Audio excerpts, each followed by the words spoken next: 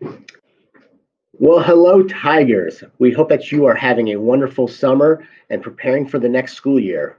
Um, I know right now people are asking, you know, now that we're going to Plan C, what is that going to look like for my child?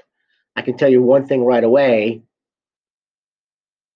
it's not going to look the same as it did last year for remote learning. Let me start this all over again.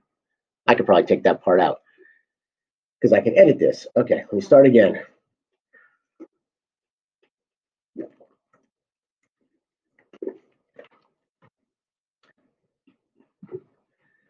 Hello, Tigers. I hope that you are enjoying your summer. We are working hard to get ready for your child to return back to school here in just a few weeks, but we wanted to sort of help you figure out what is it going to look like when your child does return to school under Plan C. So that's the big question is we're in Plan C. What does that look like? I will tell you this, parents and students, it is not the same as last year's remote learning.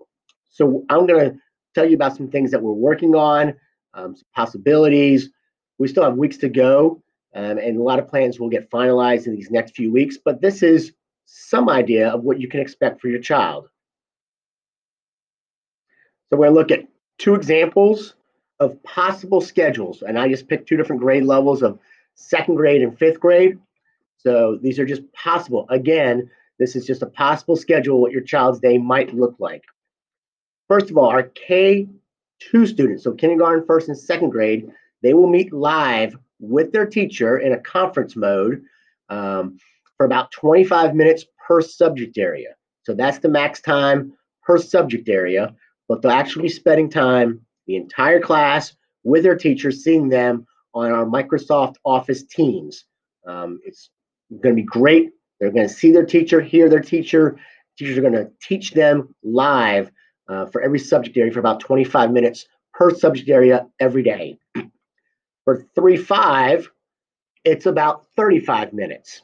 So that's about 35 minutes per subject area. Specials will be live most times. We're definitely going to be live the first 5 to 9 weeks, and then they're going to be daily as well, and they are required. Just like you have to attend the math class and the reading time and the science time, you have to be at specials. We give grades out for art, music, and PE, and if you don't show up, it's really hard to give you a grade on if you completed the work that was assigned. And so those are required. We are going to have 4 full school days a week with a flex Friday. When I say full, we're going to have a schedule that starts around 8:30 in the morning and concludes around 2:30 in the afternoon.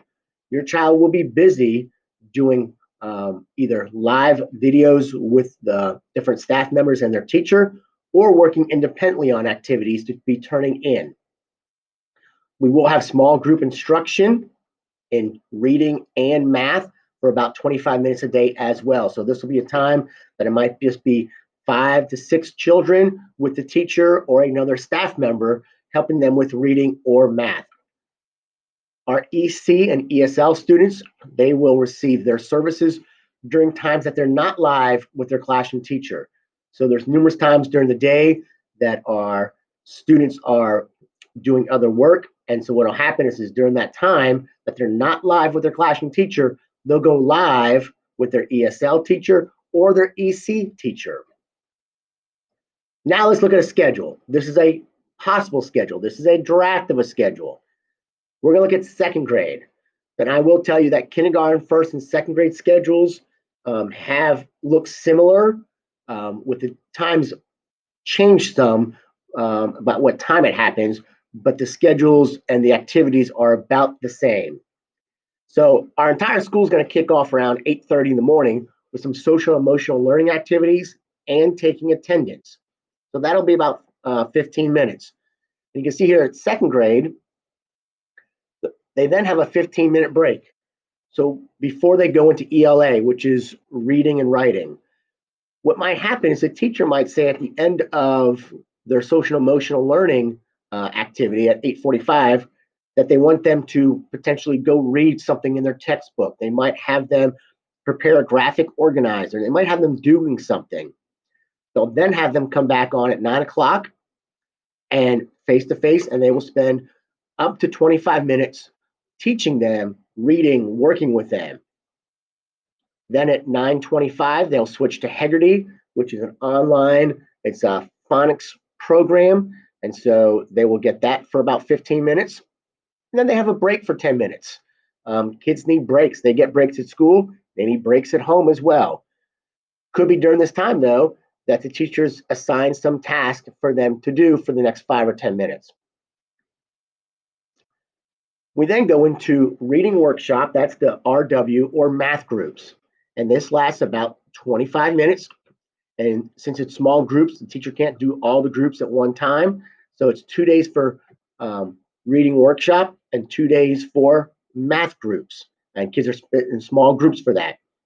And the reading workshop, a lot of that will be done by some other staff members as well that have done reading workshop for many years with our students. So after that finishes up, they go to specials. We'll have a 5-day rotation for specials, but it could be on Monday your child goes to art, Tuesday PE, and so on and so on. So they'll be there for 25 minutes. Then they get another break for about 15 minutes. And then we come back for math time. So math for second grade is for 11 to 11:25. And again, this is just an example of a possible schedule. And they might be there for 25 minutes, or they might only be there for 15 minutes. And then the teacher might assign them some work to do after the math lesson. So they give them direct instruction. Now they want to see what they can do independently. Then they'll have a long break up until about 12:20 when they come back, so they can have a lunchtime, finish up any work they need to. But they come back to either reading workshop or math group. So if they did reading workshop in the morning, they'll do math groups in the afternoon then. Here we have another thing of lesson of phonics and then word study, which takes about 25 minutes total. For kindergarten, first and second grade, the understanding and use of phonics is extremely important, and that's why phonics is taught throughout the entire day at numerous times in numerous different ways. Short little 5-minute break there, and then they'll go into science or social studies for about 25 minutes. When they conclude, somewhere we have to still do iStation and iReady. That's required for 20 minutes per day. So it could be on Mondays and Tuesdays, they're doing iReady math. And then on Wednesdays and Thursdays, maybe they're doing iStation for their reading for 20 minutes. Then we have this intervention block here. If your student is struggling, they're below grade level, need extra help, whatever it might be, the teacher would set this up with them. They might meet with them once a week, might meet with them in a small group every day. Just depends on what the student needs. But we have this 25-minute block there for teachers to talk to students, notify them, sort of help them the best they can with what they need help in. So that's an example of a second grade schedule. And like I said, all the components of this schedule are also in kindergarten, first, and second grade. So they look the same with the subject areas. Now let's look at a possible fifth grade schedule. Third, fourth, and fifth grade look similar as well. So as you can see, there we go. We start off with our social emotional learning, some attendance, and they jump right into reading workshop or math groups. They have a small little break here so they can transition to ELA. And again, this is when the teacher will be giving them direct instruction for up to 35 minutes. That's the key here. It's not going to be 35 minutes. It will be many times, but it could be 15 minutes. It just depends on what the teacher is teaching and the lesson for the day. And then they're going to give them time to go and do something else, some independent work. You can see here they have a break or continue working on some assignments they've been given. Here's their other reading workshop or their math group. So if they did reading workshop in the morning, they would do math groups then at this later block. And then we come back and they start their math lesson at 10:45. After that, they get a little break in here for about 20 minutes, and we jump into science and social studies at 11:40 to 12:15. and they jump right to specials. Their specials are at the 12:20 to 12:45 on this example schedule. Nice long lunch break there for about 45 minutes. And then we come back and have interventions. And again, we'll have this at every single grade level for students that are below grade level and just need that extra help. This also might be an enrichment time for students that are far above grade level. Just depends on how many students are in a class and time students need. Lots of scheduling issues there, but we have that block dedicated so teachers can serve students in really small groups a second time if needed. And then here they have their iReady.